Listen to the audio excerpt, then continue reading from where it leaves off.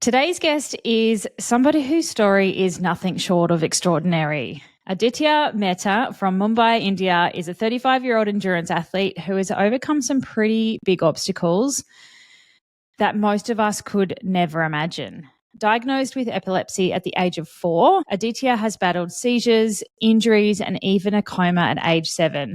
But none of that has stopped him. He took up running in 2015, inspired by the annual Standard Chartered Half Marathon in Mumbai, and since then has completed multiple 10-kilometre races, half marathons, 4 full marathons, and even a 50K ultra. In 2019, he added cycling to his repertoire, and then despite being told that swimming was too dangerous a risk for him with seizures, he took the plunge, literally, and learned to swim freestyle in 2022 at age 32. Since then, he's completed 6 triathlons across sprint, Olympic, and half Ironman distances. Most recently, he was also a key organiser of a citywide run event held on March 23rd to raise awareness for epilepsy and challenge the stigma that still exists in India. And to top it all off, he joined the Triathlon Nutrition Academy back in January this year to further level up his performance. Aditya, welcome to the podcast. It's an absolute honour to have you here. Thanks a lot, Taryn, and I'm glad to have this opportunity to be here and talk to you. Yes, I'm very excited. So to kick us off, what actually inspired you to start running back in 2015? Well, I was always into endurance sports. So I used to play lawn tennis as in the school days. So I played lawn tennis for almost 7 to 8 years.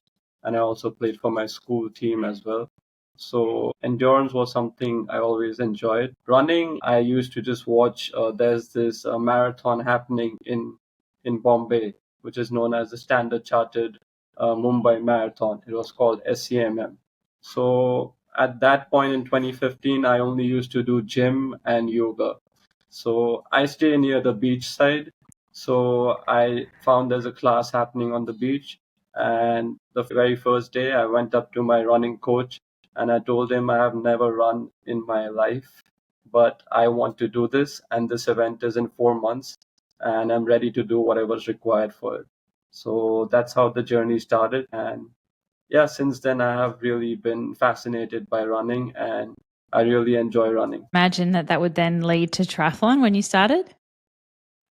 No, not at all, because it was only running at that point of time. And after doing the first half marathon in 2016 January, I did a spree of running events. Like in the very first year, I did maybe 9 or 10 running events, and I was just enjoying running. But there happened to be about 2 or 3 people in that group where I used to train who were triathletes. So I did know of the sport. I knew what the sport compiled of, but I always thought, I'm doing running right now. I'm enjoying it. So I was focusing more on that. And I thought, okay, maybe sometime in the future I might consider doing, but I'd never really planned that, okay, I want to do it in so and so time or something like that. So it was a very gradual transition. Yeah, and adding the cycling in and then adding the swimming. So swimming is generally considered off limits for people with epilepsy just because of the risk. If you have a seizure in the water, you have a risk of drowning. What made you go, I want to do this, let's do it? And then what was the learning process like to learn how to swim? How did you go about doing that?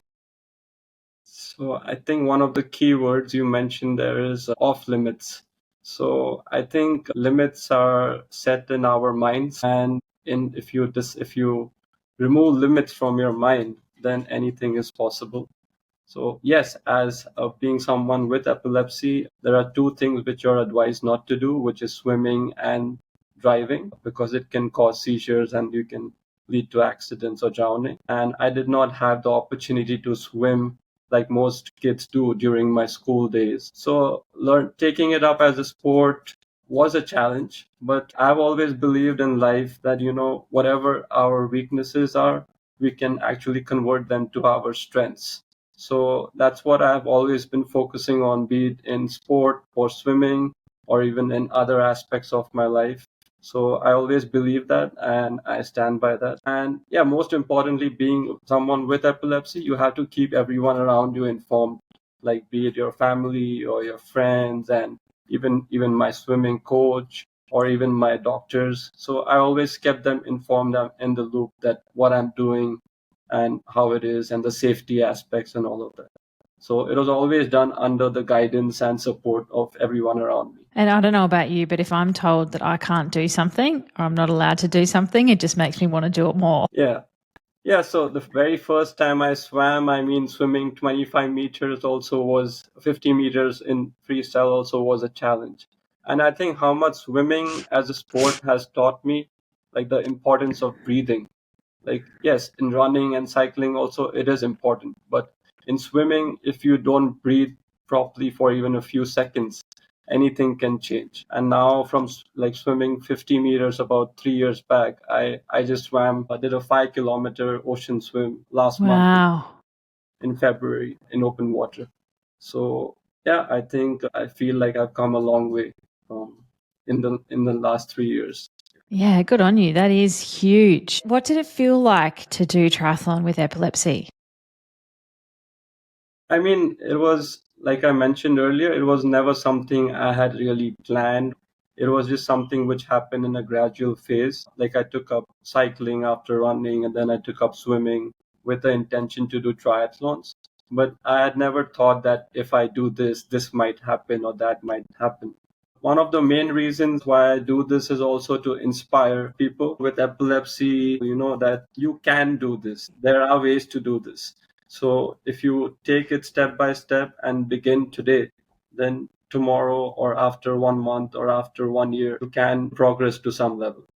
The kind of progress I have achieved in the last 10 years is because of the consistency, and I've been at it. So yeah, anything related to fitness is only going to help you and not harm you in any way. Is there anything negative or anything bad that's happened in a race? Have you got any stories or things that you can share that of anything that has happened, or has it all been smooth sailing? Uh, I mean, like my very first 70.3 was here in India, in Goa, and the climatic conditions in Goa are very humid and hot. So by the time we were running, it was around 37, 38 degrees Celsius, Yep, hot. and the roads were flat, concrete roads, and there was no shade, and it was also a hilly route, sort of. So yeah, in the last, I think 2 or 3 kilometers, I ended up getting some cramps while running, and yeah, that towards the end of the finish line, I was kind of cramping and tired. But otherwise, Otherwise, that's yeah, it. otherwise, Pretty much scot free.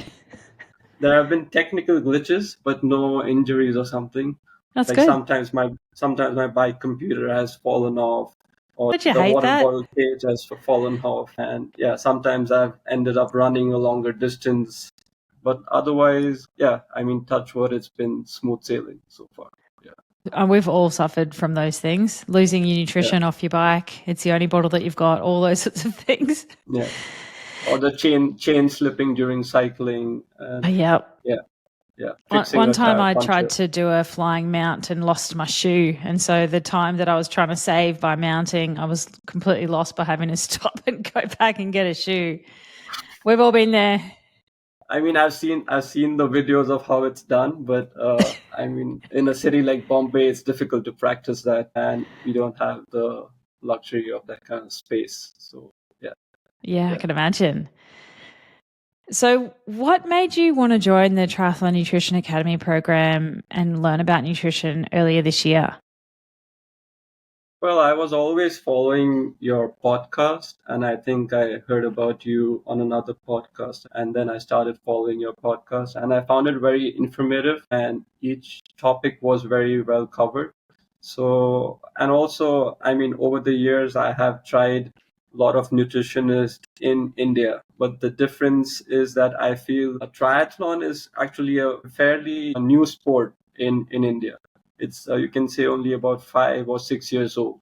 It's not that old as other countries like Australia and US. Yeah.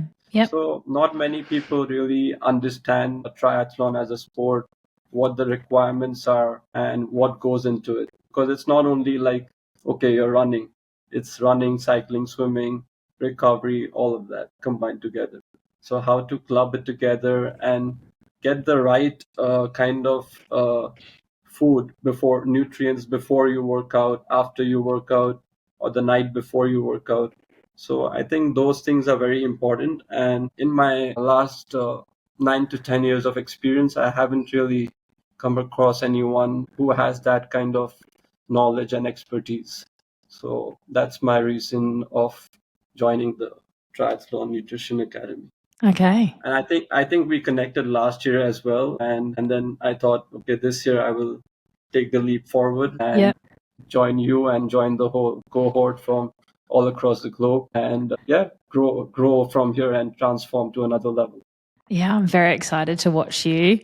We do have athletes from all over the world. We've got Australia, New Zealand, the US, Canada, Europe, and the UK covered. But you are the first Indian athlete to also join the Triathlon Nutrition Academy program. So you get that medal as well. Thank you. So what was it that you were struggling with your nutrition before that you knew that, okay, I need to do something here. I need to educate myself. What were some of your challenges? So I think one of the main challenges is I sweat a lot. I mean, when I was only running, I was not sweating that much. It's because it's And so bloody hot there. yeah, but I think it's got hotter even over the years since then. But yeah, my sweat loss is very high. So that's one area which I've addressed to a lot of people in the past, but I have not got really any concrete suggestions on it. So We'll that's get one there. area which I We haven't wanted to covered it attend yet, to. but it's in phase 2 Yeah. of the program. So we will get And there, promise. yeah. And another one is basically, I think before every workout till now, I was just having standard few things like a few bananas and raisins and some snack, and that was it, and maybe some oats.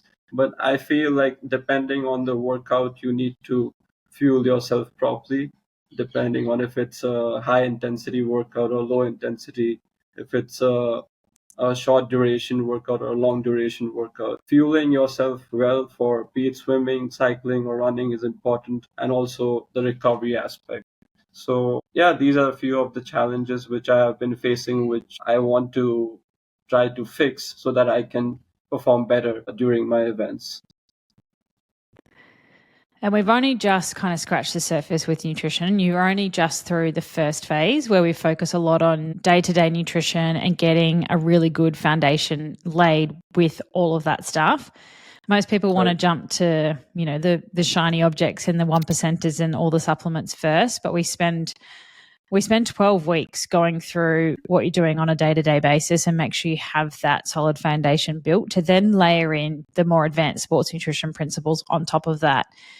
What has been maybe the thing that you've learned so far that's made the biggest difference to your training and recovery? I mean, from learning from the Triathlon Nutrition Academy, I think we covered the fueling nutrition, like what should you fuel or have before you work out, and also for the recovery, what you need to have. So I think those are very important, and when to have it and how much quantity to have, that also is important, and spacing it out and ensuring you're getting the right amount of proteins, carbs, and fats combined. I think one of the most important things which you have said multiple times is that read the labels, like whatever you're eating. Like, be it as simple as just having like peanut butter or any milk of any sort or any product, that you should know what you're having. Sometimes we just tend to have a preset mind that, okay, this is this, so this might be having so much of it. But every product is different and you should know what you're having.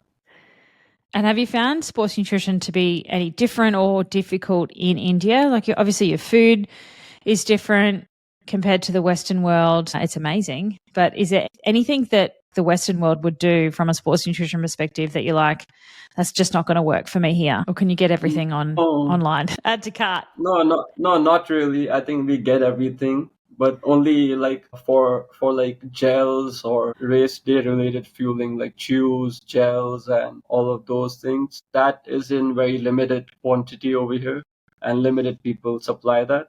So sometimes when we are traveling somewhere else or going, then you have to buy it. So like currently I use Morton gels or Cliff Chews and Precision Hydration Nutrition. So yeah, these things aren't available easily here. If I'm traveling or someone's traveling, then we have to request them that please bring this when you're Bring the coming goods first. back. Yeah. So I stock up and keep, so I have enough for a good about the next 3 to 6 months or so. Yeah, I can imagine that can be challenging. Have you ever thought about making your own products as well, just to make it easier? I have tried making protein bars, and I've made protein bars at home. But apart from that, I have not tried my hand at many other things. I can teach you how to do that in our power hour sessions if you are interested. I can give you Okay, a very easy sure. recipe that might save you if somebody's not going to bring some contraband back, bring you some goods.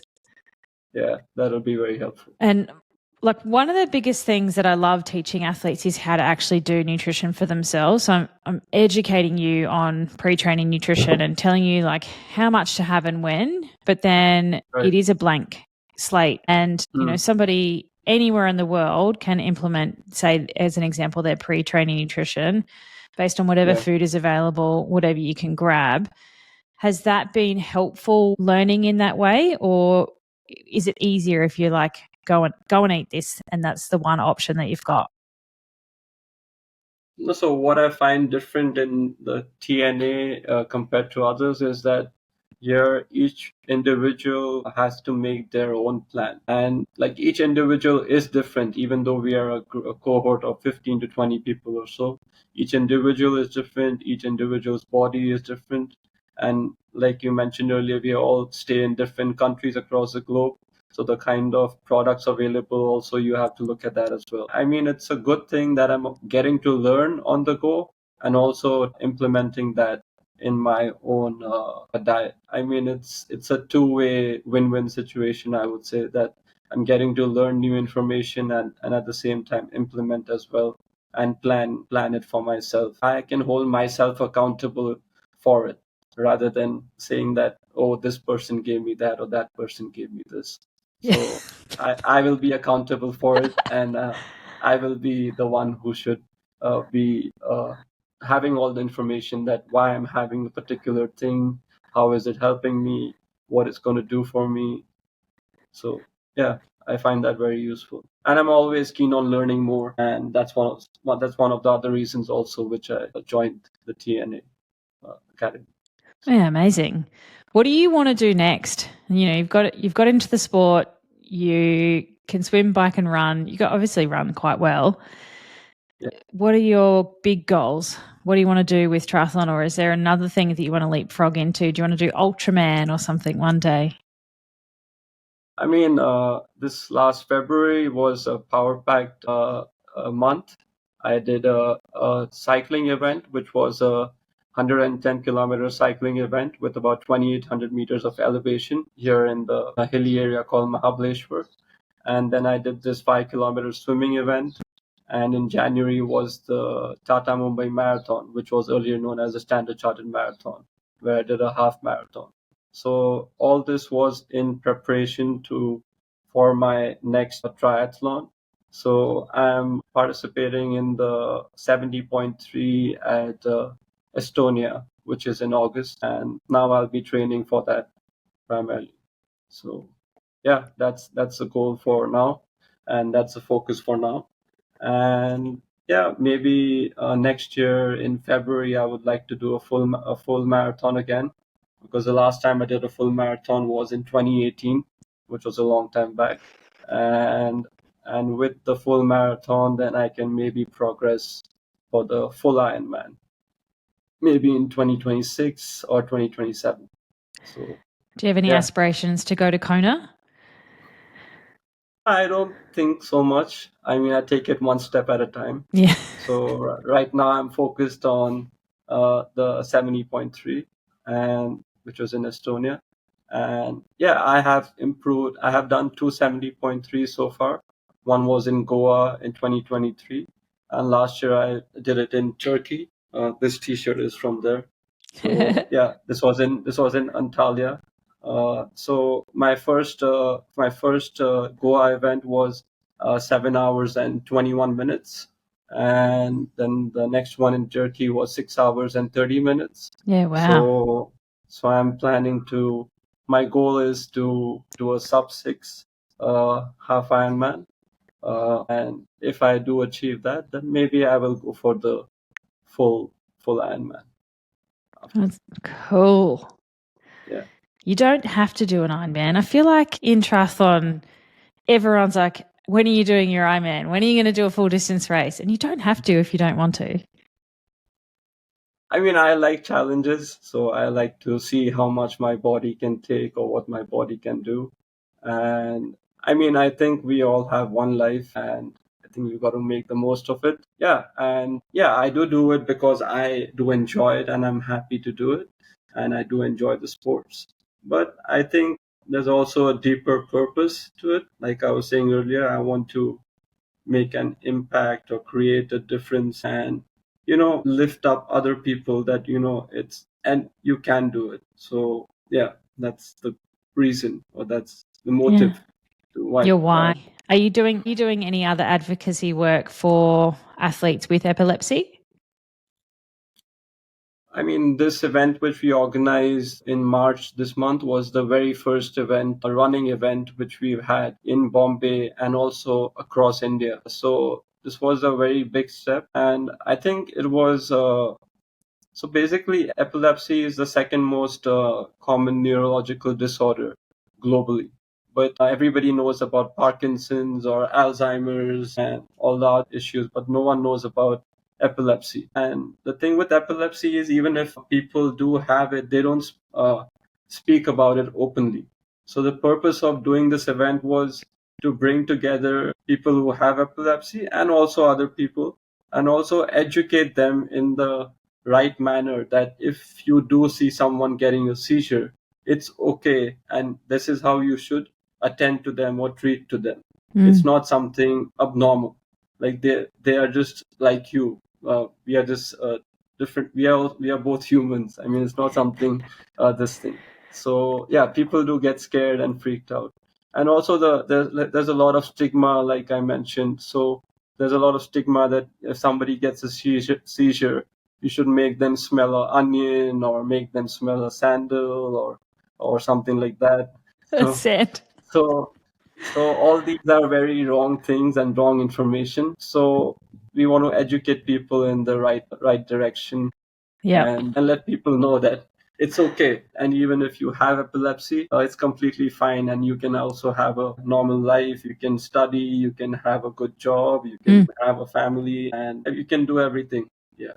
Can't hold And this man down. we had a turnout of 500 people, Yeah, so that wow. was pretty huge. And yeah, everybody enjoyed the event, and they found it very very good that such an initiative was taken up. And a lot of people who did also have epilepsy and who were scared about it came for the event, and they also felt like, okay, there is this community or there is this group where I can belong or I can be there. So Mm. so yeah, that gives a very fulfilling feeling, that creating something where people feel like, yes, this is there, and we are there. Yeah, that's amazing. Good on you. Yeah, yeah. Do you have any messages then for somebody that might be facing the challenges of either epilepsy or just anything, like big dreams about doing something big that's maybe a stretch for them, something like triathlon, or could be anything else?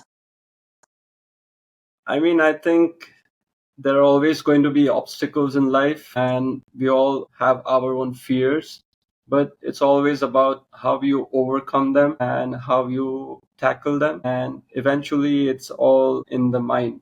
Like, I read a book also by Matt Fitzgerald, which was called The Other Talent. So that also talks about this phrase which says screw loose and shit together. So most of the elite athletes, if you read about them, they also have been through a lot of things during their childhood and when they were growing up and so forth. So they still carry forward that aspect and that those moments of their life, and they convert them to their strengths on the field or in the sport which they are playing. So I think even though triathlon or most of the sports are physical sports, there's a lot of mental aspect as well to it. So if you are mentally strong and if you are consistent and if you are disciplined and if you're ready to put in the time, then I think everything is possible with the right guidance and right support and right information. So yeah, I think we have some finite time on this planet. I would say don't limit yourself and be limitless, and fear is only in the mind, so remove that from your mind. I love that. What a good note to end on. I reckon that's it. Drop mic. Smashed it. Thank you so much for joining me today and sharing your story. I know that a lot of people listening will be like, wow, like this guy's awesome. And you're very maybe it's the yoga background, the sensei background. But I agree, you've only got one life, right? Go out and get amongst it.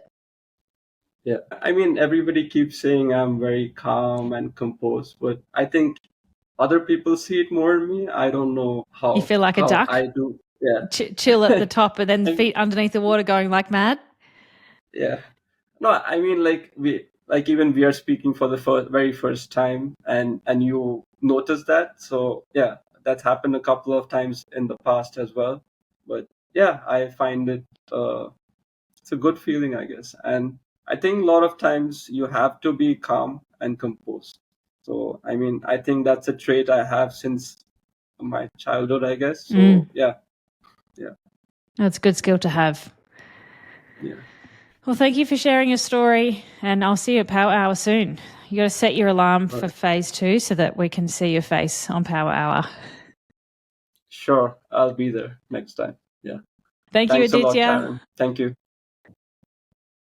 Wow, what an incredible conversation. Aditya's story is a reminder that with the right mindset, the right support and determination, we can push past any limit that either we have or others have placed upon us. From overcoming epilepsy, learning how to swim as an adult, which is hard enough, at the age of 32, with epilepsy to complete triathlons, that is nothing short of inspiring. Now, I know so many listeners that will walk away from this episode feeling empowered to chase whatever goals and dreams you have, no matter how big they seem. So this is your gentle kick in the butt or nudge to just go out and do it. Get amongst it. Like Aditya said, you only have one life. So why not? If you want to follow his journey and connect with him, I will link his Instagram handle in the show notes below. And if there's something in today's episode that really resonated with you, I would love it if you could share it with a friend or a training buddy or someone that just needs a little gentle kick in the right direction or a spark of motivation. And if you're ready to take your triathlon journey to the next level, just like Aditya has, then make sure you join the Triathlon Nutrition Academy program. I'll show you how to turn your nutrition into your secret weapon. Thank you so much for tuning in today. And until next time, keep showing up, keep fueling smart, and keep smashing those goals. I'll see you next week.